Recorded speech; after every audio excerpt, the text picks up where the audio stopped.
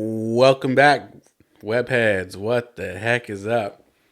It's me, Steven. I'm here with my brother, DeMarco, it's me. and it's him. It's a Mario. That's his new name. Yeah, it's a Mario Perry. It's me, a Mario Perry. All of the teachers had a lot of problems with that. And we are back this week with a crossover episode. Batman versus the Incredible Hulk. The Incredible Hulk. Is he really that incredible, though? I don't know, it's more, what's the word? My opinion, my idea Is of that subjective? incredible. Yeah. My idea of incredible is different than your idea of incredible. Because my idea of incredible is not indestructible, maybe. Hulk, I would give him that. Hello, hello, hello.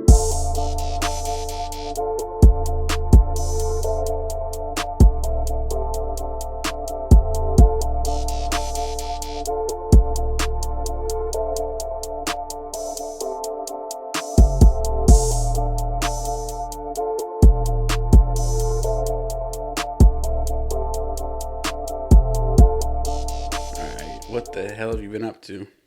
Well, let's see. Last weekend, me and my beautiful girlfriend Danny celebrated Valentine's Day a week late.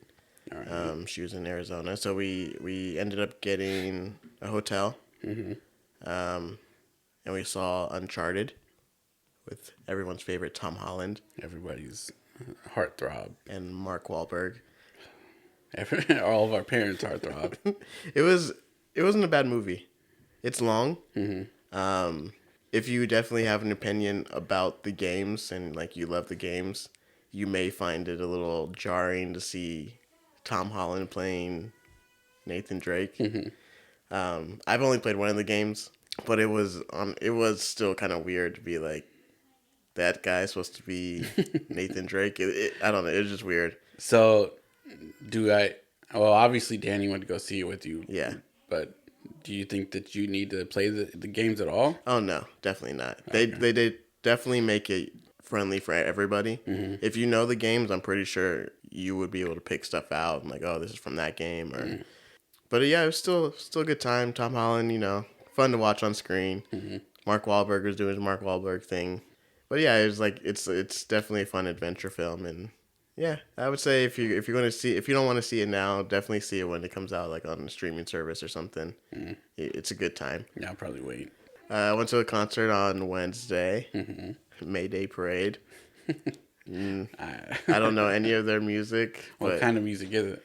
I guess I've you would never heard of classify it as like emo music, like My Chemical Romance, and like I don't really know too many. Just think back to like 2008, 2009, and Okay. you can kind of get. Have the they picture. been around since then? Yeah, this show we went to was actually it was their anniversary for their self-titled album, which I don't think was their first album, but they had a self-titled album that came out 10 years ago, and this was for that.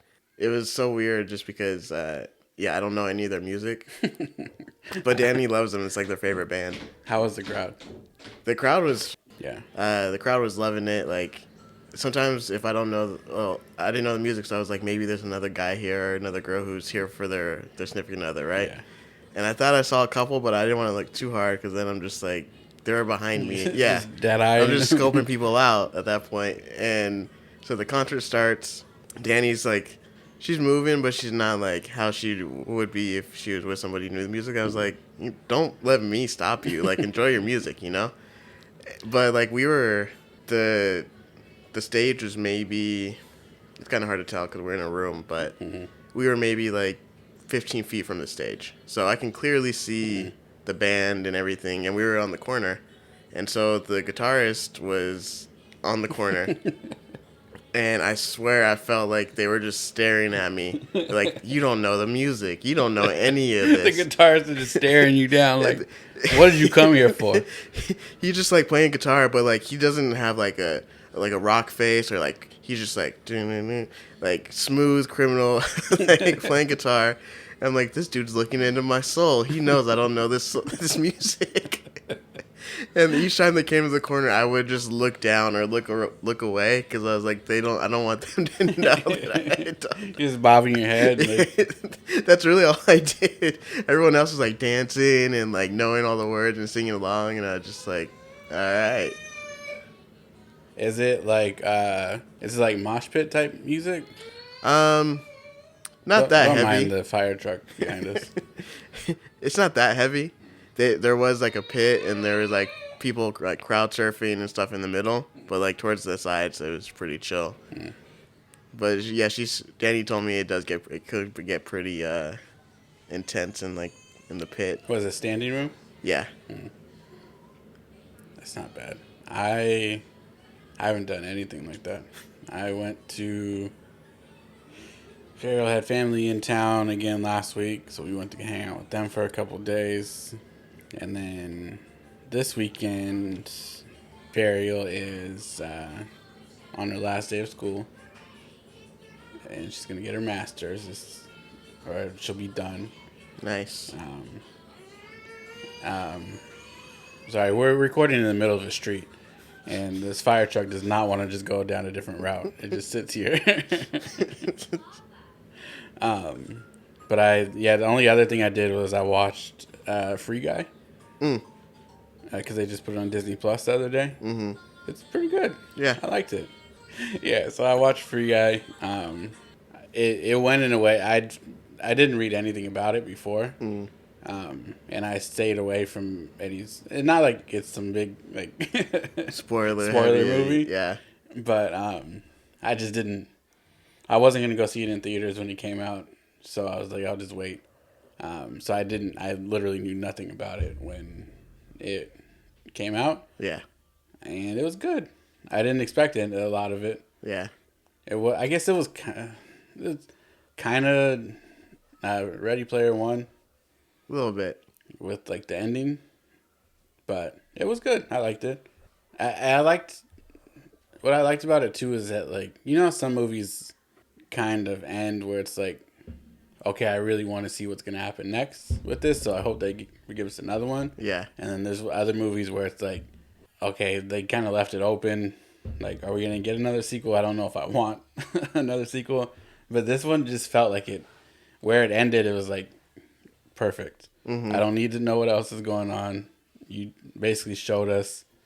That was a very good ending. We're good. And I feel like we don't have enough movies like that.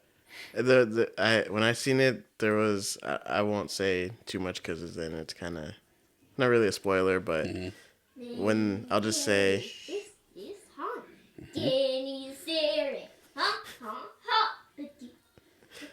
the part where they're in the street and they see each other and it's like raining. Oh yeah. I was like, that's so cringy. like I just feel like that was something that they would put in a movie where it wasn't like it was supposed to trying to be like ironic, you know? Yeah. And they're just like, wow, I seen you, and then it's raining, and yeah, that was pretty much like my only thing. Yeah. I liked it. But other than that, I haven't done anything except for work. I am working on my resume so I can book it and find something better. I'm trying to find something where I can work from home. I'm tired of commuting. Yeah, it sucks. Yeah, it's way too much. I mean, I only drive. It only takes me 12 minutes to get home, but. Oh, don't talk to me about commuting. Oh yeah, it really sucks. 12 minutes later, you're at home. Well, driving sucks anyways. I had jobs in Fremont the other day, and my day was going a lot longer than I expected it to. So I wasn't actually done with work until like 4, and then I turned on the navigation. 2 hours to get home, and then by the time I got home, it was like 2.5 hours later. Yeah, it was that day I got my hair cut, and I called you. Yeah. I was like, I was driving home, and then I was like, traffic coming back to your place. Yeah. I was like, I wonder if they're coming home. I was like, I should probably text them and tell them the traffic is really bad. No, I don't think we came home until, what day was that, Sunday or Saturday? That was Saturday. That I Yeah, we called. came back the next day. Okay. But yeah, sometimes it's even on the weekends. We'll be coming home from somewhere, even from like Livermore, and all of a sudden there was no cars there when we left, and now we're coming back, and it takes us an hour from Livermore to Tracy, which is normally like a 15-minute drive. Yeah. It sucks. That's stupid. I hate that. But let's get into the story before this fire truck and this little girl on the side of the street start going really crazy. All right. What do we got? We are reading another crossover. I think you mentioned before. Yeah. But this time it's two of the other big stars of Marvel and DC. This is the Batman versus the Incredible Hulk. If you guys remember last time, we did Spider-Man versus Superman. So now we got two other big stars coming in. This one was, I think I liked the Superman versus Spider-Man one a little bit better. This one's still good, but it just felt a little like half-assed, like put together. I do like the. I don't think I've actually read a Batman comic book before, so this is kind of, yeah, except for or for the Killing Joke. That's what it was. Okay. I've never read any all That- the way through. That's really the only one I've read. So this one was kind of this one's more Batman heavy in terms of like who you're really following. Yeah. You get more of that because it's more Batman and the Joker, and then the Hulk is kind of secondary character. Yeah. But we'll just jump right into it. So the first page is pretty much just like a rundown of the origins of both characters, Batman and Superman. We all know what happens. We've seen Batman's origins plenty of times in movies and comic books and TV shows. We don't need that. We all know how Hulk got his powers. And so we start off. It's a hot summer night in Gotham. Great. And we come in on this man sleeping in his bedroom. He's hot. He didn't buy a air conditioner that summer like he said he was, but he's regretting it now. And he's sweating in his sleep, tossing and turning, and he starts dreaming of being in the Arctic, and it's cold, but then he wakes up and everything's cold. Like it's like he's actually there. In the middle of summer. Yeah. Yeah. And then we jump to a movie theater where people are watching this scary movie, and this couple, they're not watching it. They're making out and everything. But then they look up and they notice that the monsters from the movie are now actually there as well. And everything is just a little weird. Like, people's dreams are starting to come real. One thing that they don't touch on is whether or not anyone else actually sees these as well. Yeah, I didn't read all of the story, but they didn't. It just made it seem like they... Yeah, so keep that in mind, I guess. But then we jump to who else but the Joker. And him and his goons are in some warehouse, and they're talking to somebody.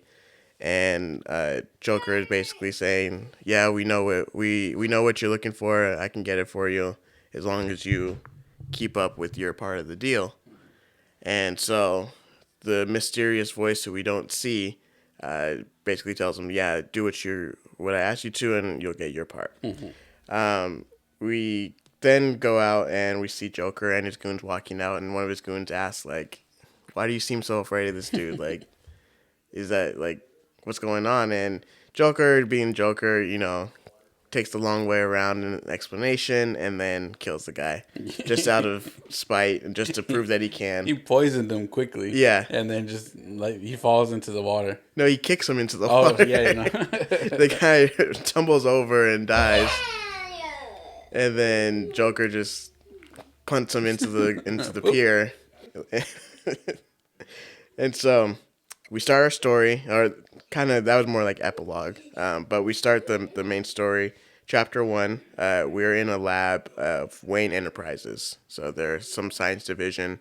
They're in the lab putting together this device. And who do we see working there, kind of undercover? None other than Bruce Banner. They did not, like... This isn't the first time he's gotten jobs using a different name. Yeah, and it's not even like... I think... Oh, yeah, he used the name David Banks. Yeah. Okay, I guess that's different from Bruce Banner, but Yeah, it's a real name, but like they weren't like checking anybody's like identification when they were getting Yeah. jobs. He's working in a lab. yeah, you don't just hire someone off the street. No, I'm not getting a job in the lab. no. Oh yeah, no, I've done this stuff before for sure. Okay, come on. You know, you got the spirit, kid. Come on in. You can do it. You look like you can do it. And so, yeah, he's working in the lab, but he's also just trying to keep a low profile. But in the lab he's working in, they're working on a device called a gamma gun, which is essentially supposed to just cure people. If it works, it's supposed to help cure people of like rare diseases and, just Cancer and stuff. Yeah. And Bruce thinks that this device could help him cure himself of the Hulk. Mm-hmm. And so he's working on this device, and then all of a sudden he starts hearing laughter in the lab. Like all of his coworkers just start laughing, like laughing hysterically, and he doesn't know what's going on. He thinks someone's telling jokes. Oh, long way. That kind of scared me. Yeah, they're telling jokes, or not telling jokes, but they're just laughing, and he's like confused as to what's going on because now he's starting to laugh. Mm-hmm.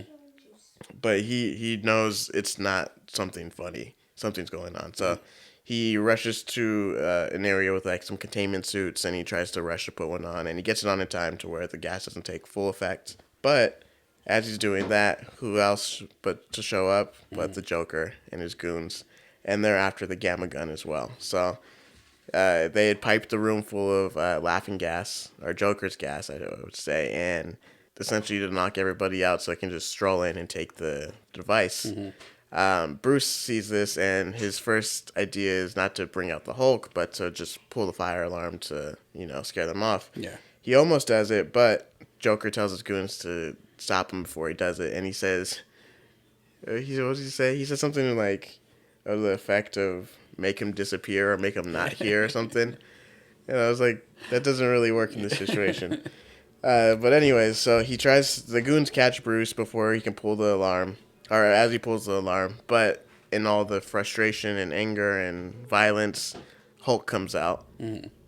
And he starts taking care of the goons, no problem. Just throwing him around the room, punching him. Mm-hmm. They're trying to shoot him. Their bullets are just bouncing off of him like rubber. And they think they can get away because they distracted him enough, but Batman shows up. So as they're getting away, Batman shows up, knocks a few of them out. They almost drop the gamma gun. Maybe I missed this part, but will it explode if it falls or like? Well, I think they said that was the only one that they had, and like building it again would like take too much like time. So they were just like, don't break it. And Batman came in and like drop kicked the goon that was holding it.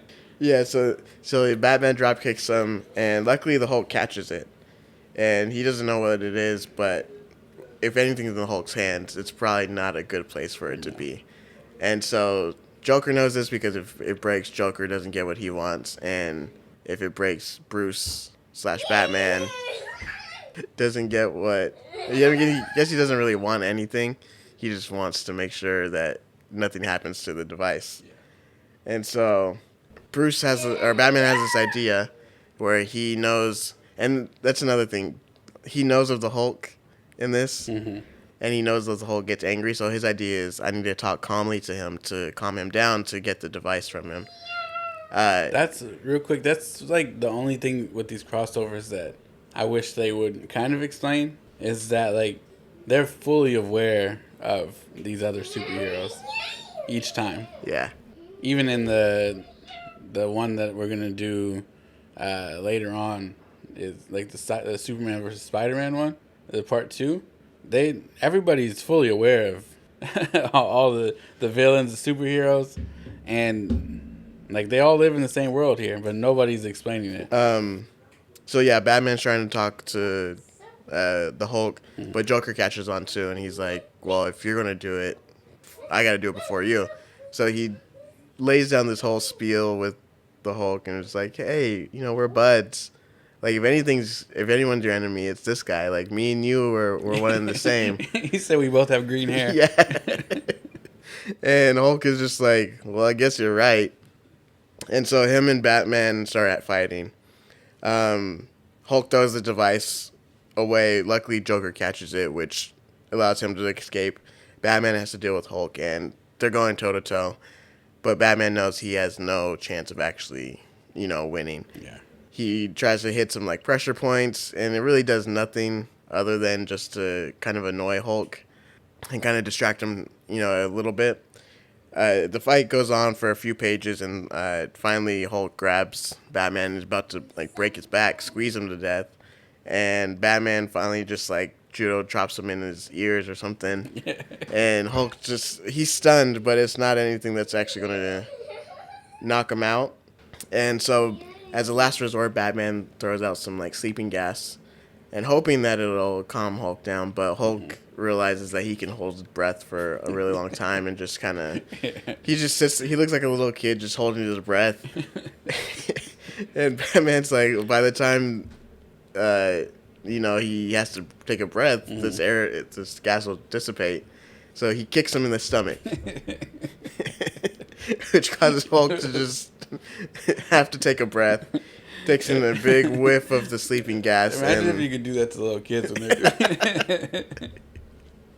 They're just holding their breath and just boom. And then, so Hulk takes in the air of gas and is knocked out. Joker and his goons are running down the street. Batman gives chase. And he thinks to himself, he's like, oh, this will be easy. I know these streets like the back of my hand. Mm-hmm. Like, they can't get away from me. They're turning down this street, which I know is a one-way alley. And when he turns down the street, now it's turned into a whole maze. The alley that was once there is now turned into, multiple alleys and streets and everything. So something's going on to where people's dreams are things, reality's changing. Mm-hmm. We jump back to the lab, and we see Hulk still knocked out. But Batman's not there. Bruce is now shown up. Mm-hmm. And so Bruce shows up, and everybody now... I mean, I guess it's common knowledge that Bruce Banner is the Hulk. Yeah. But Bruce shows up, and he sees Hulk turn back into Bruce, and he's just like, hey, like, I think we can help each other out. Like, if you need help, I can help you, and you can help me. Mm-hmm. So I'm going to keep you on. Going into Chapter 2... we see Joker finally retaking the gamma gun to his mysterious benefactor. They're setting it up and everything, and he's just chatting it up with this mysterious voice. And we find out who this voice actually is, and it is someone. I don't know if this is just made up for the book or if this is an actual character, but he seems pretty stupid. Essentially, his name is the Shaper of Worlds, I think. Let me see. The Shaper of Worlds? Yeah, his name is the Shaper of Worlds. So think of... I'm trying to think of what he looks like. He kind of looks like a goblin on the top. And then on the bottom, think of, I don't know, C-3PO sitting on top of a box. The hell? Yeah, he looks like all machine, but he is half humanoid looking person on top and then just like a tank on the bottom. And he's huge. Like, he's just like the size, he's like a 2-story tall like creature thing. And he looks like, yeah, it's weird. He looks kind of like a Skrull. Kinda, yeah. Yeah, just white, like a white Skrull. Like a metallic Skrull. With a tank body.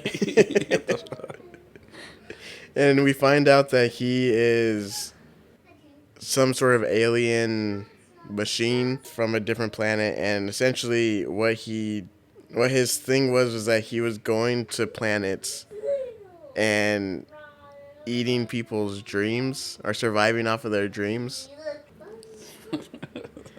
It was really confusing. Like, I was reading this part and I just like I read it once and I didn't get it, but I was like, I'm not going back. Like, this is too ridiculous.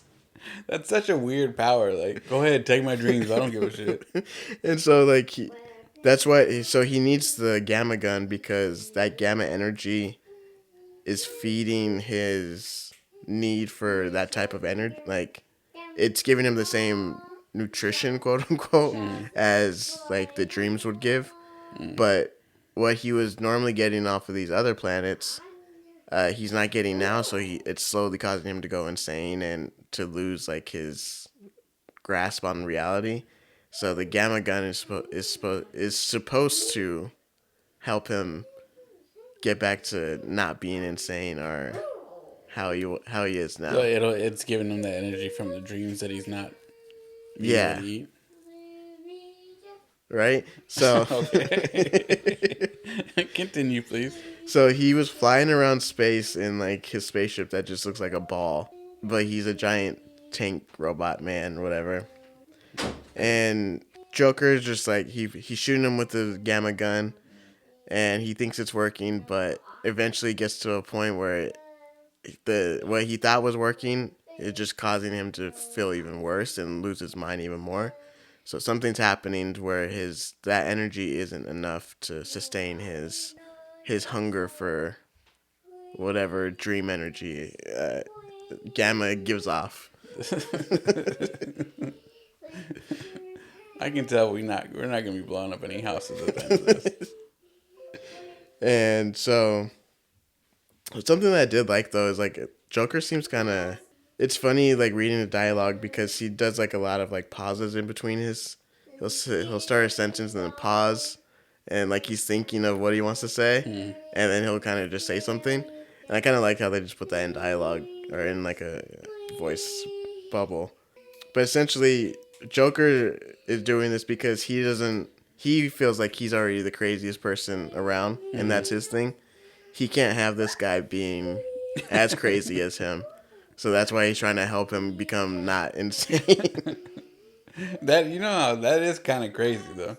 Like to be the craziest person in the town and be like, I can't have anybody be crazier than I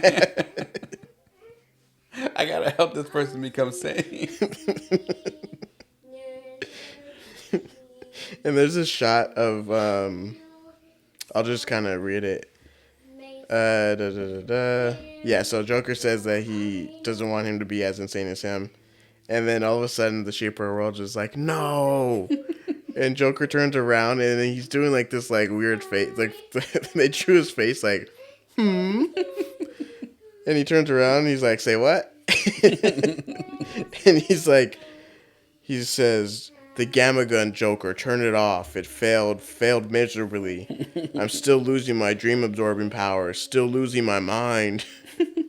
And then one of Joker's goons is like, gee, what are we supposed to do now, boss? And then Joker's like, I would rather not. I was rather hoping you wouldn't ask me that, Elmo. But he just looks like a freaking dork. Let me try. I'll show you. You freaking dork.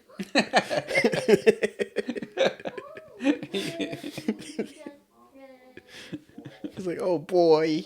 And then, so that's the end of that chapter. Next chapter, chapter 3, we start off on a huge, tanker, ship tanker. It's like 3 miles off the coast of Gotham. And we see Bruce is working with the other scientists on this lab now. I'm assuming Bruce put him on this boat just in case anything were to happen.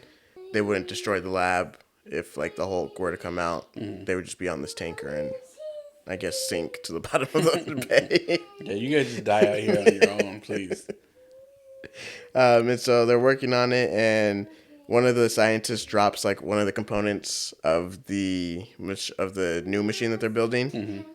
And Bruce, like, almost kills this guy. And the guy's like, everyone just seems, like, super scared of him. Like, they know who he is, but they're just there because they need to provide for their families. And so Bruce, like, almost chokes this guy out. And he's like, I'm sorry. I'm just getting a little nervous with all, like, this stuff. It's like, I just want it to be done. And the doctor's like, oh, yeah, it's fine. I shouldn't have dropped it. He's like, but I hope you don't, like, try to kill me again. I mean, can you imagine going to work and you're already on a tanker out there. Your wife's probably worried, like, just be safe, please. And then out of nowhere, like, your boss throws, like, the person that you know is the Hulk onto your ship. It's like, is this guy trying to kill us? Like, why did the boss put him here? Like, yeah, like no regard for anybody's safety. No. No. I feel like volume 2 of this show has just become like a lot of people being put into situations where their job doesn't usually call for stuff like this. Yeah. And then, yeah, so on the ship, Bruce is like trying to calm down, and then we see Alfred show up. And he's like, oh, Mr. Wayne has entrusted me to take care of you and keep you calm, so whatever you need, just let me know. And Bruce is like, okay, well, thanks for all your help. And then and Bruce is like, oh, well, where is Mr. Wayne? This is his tanker ship, and he doesn't want to see any of the work going on. And Alfred tells him, oh, he has his own business to take care of. We then jump to the city, and we see Batman burst into a low-key poker game between some criminals. And like the whole time, they think he's after them for a different job that they did, but he's really just there to get answers about where the Joker is. So they're snitching on themselves the whole time. And Batman beats them all up, and he gets the answers he's looking for. Kind of. He sees some matchboxes on the ground. He's like, this is the third time I've seen these matchboxes. It must be a clue. And they're all for some like seedy, like underground, like bar for, criminals or whatever. And why do they advertise that? Yeah, I don't know. So we jump to the bar, and these guys are just talking about how they had a job working for the Joker, but then last minute he fired him because he said he had another job that was going to be the one. And so in the background we see this what's the word? Not homeless. What's the more PC term for? To be honest, I know what you're talking about, but I can't remember it. Well, then we see this guy like asking for money in the bar. He's just going to all the patrons. Hey, can I get some change? Can I get some change? And eventually they throw him out. And so this guy hits the ground. They close the door on him. And we, right after, we see the guy rip off because he's wearing a hat. He's wearing a hat. Rips off his face and the hat, and it's Batman. Not Bruce Wayne, but Batman still. He went out in his Batman costume and then put on another costume over that. Yeah. Just. And he has to wear a hat to hide the ears. So he can't just be like a guy who's just like with a head of hair. There's so many things he's gotta hope it's not windy out there. Like oh man. And so yeah, he rips it off and he's like, I got what I need now. And then we jump back to the tanker ship, and these helicopters come flying in. Like 4 or 5 helicopters just come flying in. And Alfred shows up and he's like, excuse me, like, this is private property for Bruce Wayne. You can't just land a ship here. And they push him out the way and say, we're military police. We're here to pick up the wanted fugitive Bruce Banner. And Bruce is like, oh, well, you found me. It's probably safe for you guys to take me. Let's just go. I don't want to cause any trouble. And Alfred the whole time is just like, oh no, I'm not going to allow you to do this. I don't care what's going on. Master Bruce has entrusted me with this stuff. And one of the generals like just backhands Alfred. And they're about to get Bruce on the helicopter, and one of them says something that doesn't sound very military or official. And that's what makes Bruce kind of second guess it, and he's like, I don't think these guys are actually military. And so he starts freaking out because he's like, oh, this isn't right. So he hulks out. He starts, dealing with these goons just as he would any other regular adult male. He just starts throwing them around. I really wanted to see him like pick up a goon and just like literally toss him miles out into the ocean. You never see that. No. It'd just be funny just to see him like punch somebody. Yeah, just take one guy, just chuck him, and then just see the words like no, and then he just like plops. Yeah. And so he's fighting all these guys, and like the head like goon pulls out like this big taser gun. that looks like it just has like suction cups. It looks like a shotgun, but with suction cups at the end. And it attaches onto Hulk, and he starts getting electrocuted. And the guy's like, okay, this will bring down like 10 elephants. Like, of course, it's going to bring down the Hulk, but it's the Hulk, and he's incredible. So he pretty much just like yanks the guy and like tosses him. And then all of a sudden, this giant, like, I thought it was Clayface at first, Batman's villain. But it's just like some, I don't know how to describe him, like a giant marshmallow man shows up. And he starts just whooping the Hulk's ass. Like, backhands him, like, just whooping him. And then the Hulk tries to, like, punch him in the stomach. And then he gets absorbed into the marshmallow man's. Was this a Stay Puft Marshmallow Man? He looks like a Michelin Man. He looks like a mix between Clayface, some kid's drawing of the Hulk that he didn't color in, and then like Iron Man's like Gen 1 armor. Like, it's just really weird. He just shows up out of nowhere, and he absorbs the Hulk, and like it's just holding him inside his chest like it's a prison. That would suck. And then he just gets into the helicopter and they fly away. What kind of helicopters do these guys have?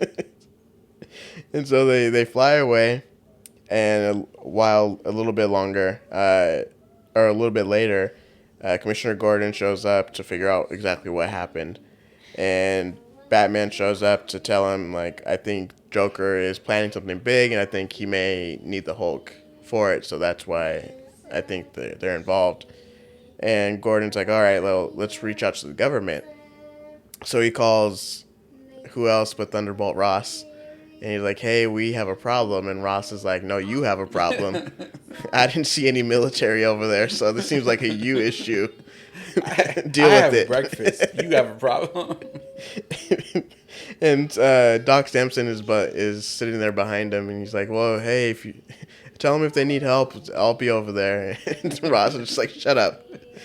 You're not going anywhere. Not getting involved in this, damn it.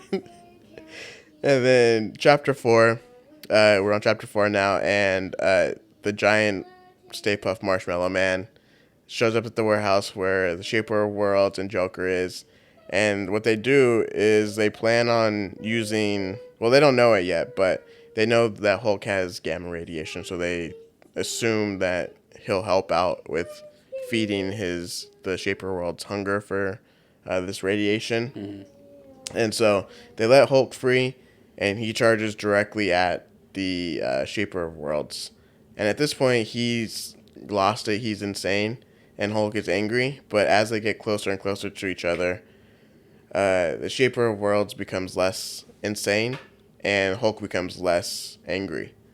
So somehow, some way, they're able to kind of cancel out each other when they get into close proximity.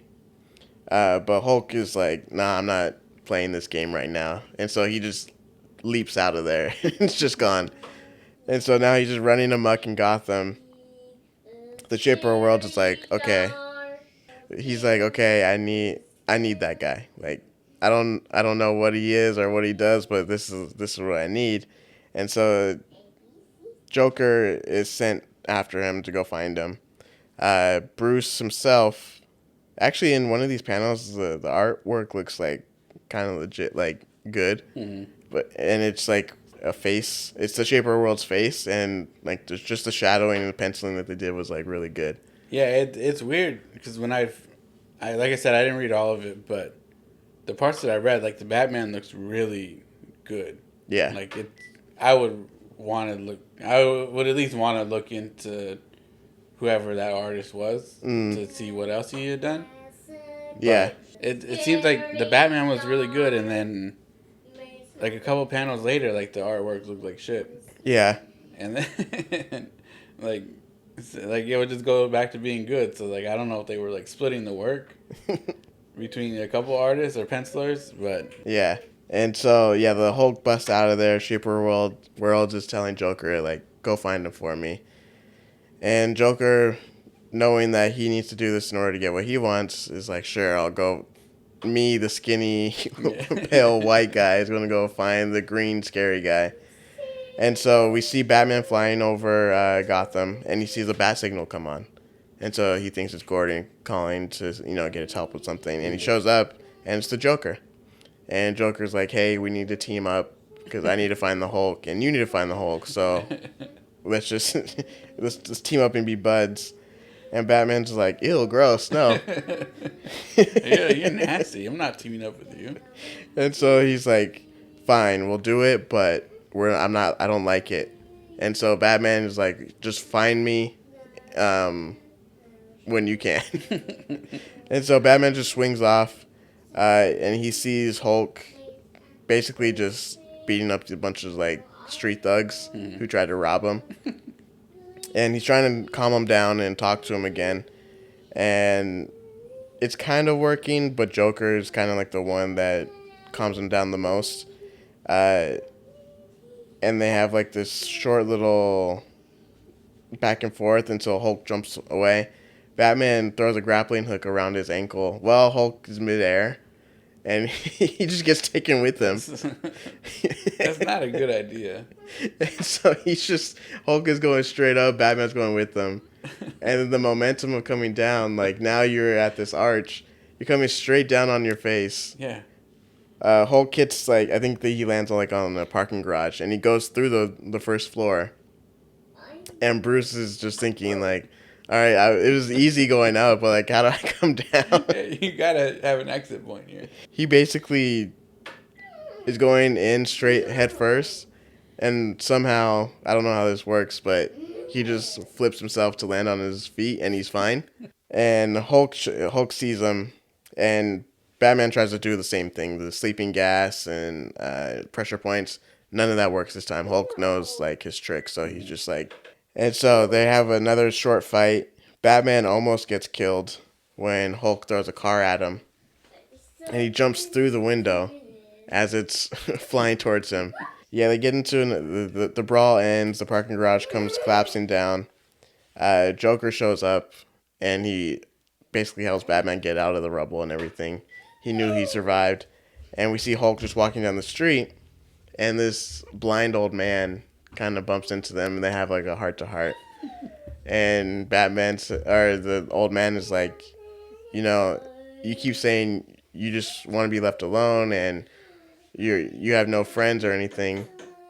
And he tells him, in order to have friends, you have to be a friend. You have to be nice to people. And Hulk is like, yeah, I guess you're right.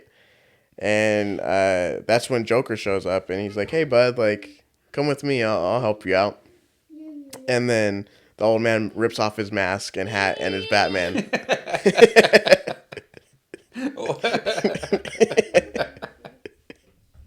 Son of a bitch. Why does he keep doing this? I've never seen somebody put on a costume to put on another costume over that.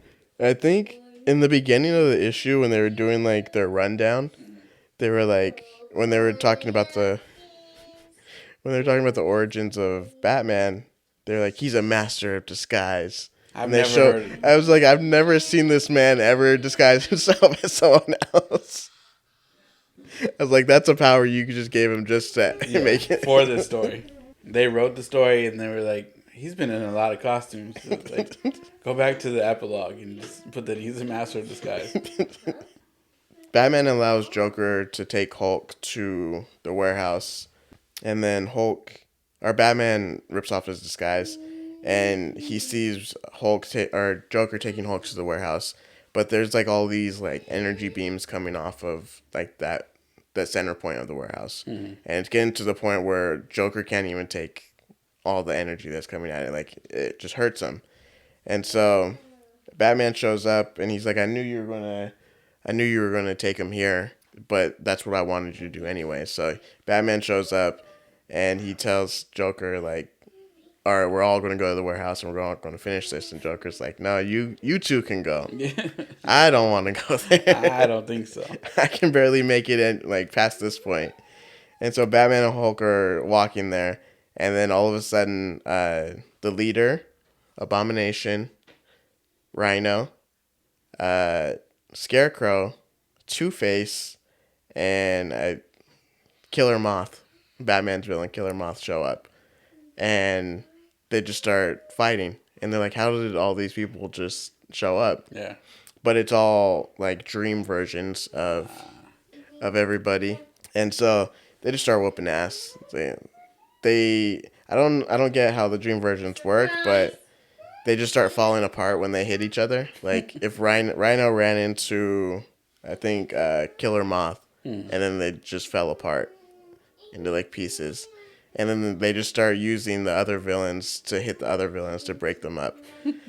And so after that, they rush into the building, and Joker was just waiting for everything to kind of like calm down, and he essentially brought the Hulk there to have his power absorbed by the Shaper of Worlds, which is what happens. And he takes Hulk's power, which causes him to turn it back into Bruce, and he becomes sane.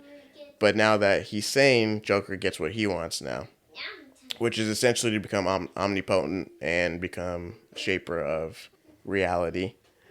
And so he does just that. He essentially just turns himself into another clown, like a clown. He goes from his purple suit, to like a jester's outfit and a flying carpet, and he just starts changing reality to his own whim. And so Batman's like, okay, we got to stop him. That's too much power for him to have. Yeah. But because Joker can do anything, he turns Batman into like this chubby, like clown person, and he turns Hulk into a clown who can't punch anything because every time he punches something, it's just like cream comes out of his gloves. And so like nothing's being able to be done, and Bruce has to kind of like really think about it. And he finally discovers that he needs to basically have Joker exhaust his mind, like all of his abilities, in order to save the day. Yeah. So he just starts, every time Joker changes something, he's like, oh, is that the best you can do? Like, it's a little played out, isn't it? And he's like, well, I can do this. And then he does something else, and Batman is just like, well, it's not your best work. And then eventually he just gets to a point where he's just like mentally exhausted, can't think of anything else to do. Yeah. And so after that, he just loses his powers. Because he can't. This man becomes omnipotent, and like 5 minutes in, he's like, I can't think of what to do, and just loses the power. Yeah. And then he like falls over, and the Hulk catches him, and then Hulk just drops him on his head after. And he gets arrested. He gets put in like an insane asylum, and he's even more insane now because he lost. I don't get it. Great. But essentially, Bruce, Commissioner Gordon, and Batman are looking at the Joker through his cell, and they're just like, yeah, he's going to be in here for a while. And then Commissioner Gordon's like, well, I guess we better call the authorities to come get you, Dr. Banner. And when he turns around, Bruce is gone already. And Commissioner Gordon's like, well, I guess we better put out APB. And Batman's just like, no, he's had enough. And then that's the end. I gotta say, well, one, that was definitely more of a Batman story. Yeah, definitely Batman heavy. Because the Hulk was the only Marvel character, or an Abomination, right? Well, a dream version of it, but yeah. And it takes place in Gotham, so. Yeah. So it was definitely more of a Batman story. Yeah. It was, a lot of it didn't make sense. No. I can't give that a stamp of approval. Well, one thing I should have said in the beginning of this is that obviously, this is not one of the stories that we can find on Marvel Unlimited. Yeah. We found this online in ways that I cannot say on here legally. But you can find it online. I just can't show it. I can't send you guys the link. But it's out there. So if you want to read it, go for it. I am not giving it the stamp of approval on my end. No. I don't recommend this to anybody. No. Yeah, I mean, I wanted to like it. Mm-hmm. I really did. I like Batman. Like you said, Batman looked really good. He's like in his gray and blue outfit. I'm not the biggest fan of the classic Hulk where it's just Bruce Banner and baby Hulk, with his little toddler attitude. Yeah. I'm not the biggest fan of that. And the Shaper of Worlds thing, I didn't really understand why they needed to include this other character. Like, I feel like they could have had another Marvel character come in and take that spot, or like Yeah, more especially if they're established. gonna give the Joker the power to become omnipotent. Yeah, Like, you guys could have had. Marvel has characters that can do that Yeah. for him. it didn't make sense for me for any of that, and And it's not like you can't use any character. I mean, you're already using the two biggest ones. yeah, it was too much. It wasn't that fun to read. No, I made it like 20 pages in. It's for those of you that don't know it. It was like a super like an 80-page super issue. Yeah, it was 80 pages. I guess at the time of it being released, it would have been cool. Yeah, And even now, I mean, if they ever did like another crossover, I would buy it in a heartbeat. yeah, that would probably be like the best selling comic Yeah, of like the last 10 years or something. for sure. But just now, like reading this, just based out, like I wouldn't buy this if I would only buy it for the cover. I guess I would say, like, if I seen it in the store and I had never read it, I'd be like, oh, cool, I would get Batman versus the Hulk. Like, I'm gonna buy this, but I would be highly disappointed with the story of it. Yeah, that's like, but that's the thing is like, while we're doing these episodes, is that like, I feel like a lot of why people say things are great sometimes is because it's nostalgic, and they might have grown up with it, or if it was before their time, their parent was really into it and was like, oh, you got to see this, you got to check this out. So like that, seeing that love that somebody else has for it sometimes makes you feel like it's really good too. Yeah, But like, we didn't grow up in a household like this. We didn't like, this was way before our time. And I think sometimes these things just don't stand up against time. no, yeah, I agree. And this is one of those things. Does not stand up. I would say if you wanted to read it, if you wanted to take the time to go online and try to find a way to read it, Yeah, because there are ways. then hey, all the more power to you. Definitely don't try to don't feel like you have to shape your day around this. No. If you find it, just read it when you have some time. Yeah. And don't expect too much out of it. So that's a no-go on the stamp of approval from the both of us this week. Yes. It sounds like. Oh, man, that was a tough one. It was. But it's so hard to at least not appreciate the crossover just because it's like, it doesn't happen anymore. Yeah. At least between these two companies, which sucks. Like, my thing is that you, like, I get it. Like, they're not going to do it, right? But it would be such a cash cow for both companies to do it, at least every once in a while. Yeah. It doesn't have to be every year. You don't have to give us 15 issues or something once every 5 years or something like that. Yeah, and like you said, like there's probably corporates, like business people who are making the decisions that are just being greedy, or like they don't want to figure out the logistics of it and all that. Like, okay, I get that. It has to be greed. Yeah. But like you said, like people would gobble this up In a heartbeat. There's like I don't know how well like actual comic book stores are doing right now, but I know it's not super great. Yeah.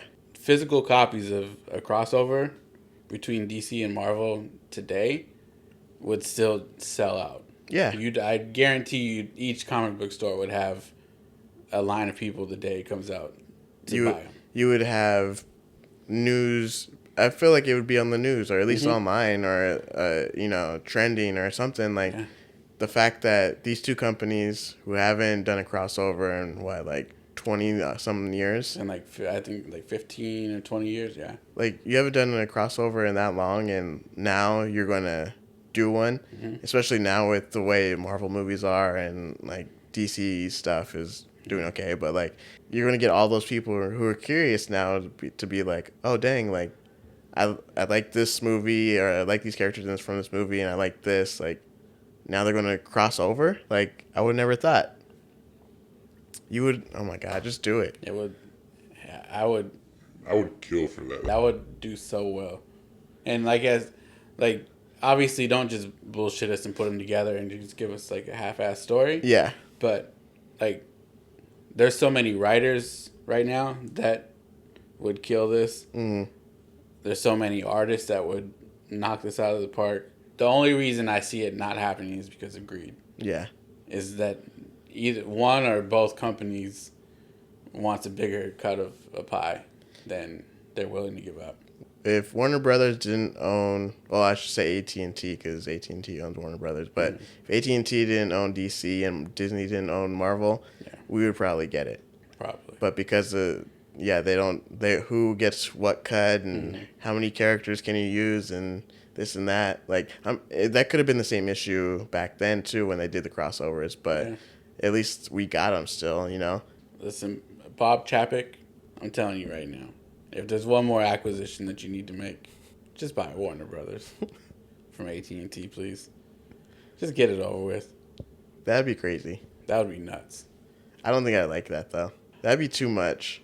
I that's the thing is I want it because their movies have sucked a lot, and we'll talk about. I do want to talk about Peacemaker on the next episode or a further episode, future episode, because that show is great. But I think that's not the cussing and all that stuff that was in the show, but like I feel like Marvel's definitely going to start going that route.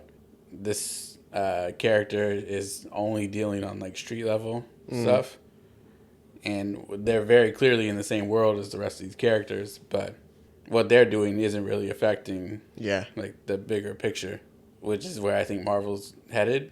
But if Disney ever bought Warner Brothers and did that, I wouldn't want to see it in the parks. I only want it to happen for the movies. That's it. Yeah. We'll talk about it in a different episode, but this one we're done with today. Yeah. Thanks for listening this week. This was another DC Marvel crossover. We got a few more this year. We got a Superman Spider-Man Part 2 coming up, which should be fun. And we will talk to you guys next week. Bye-bye. Peace.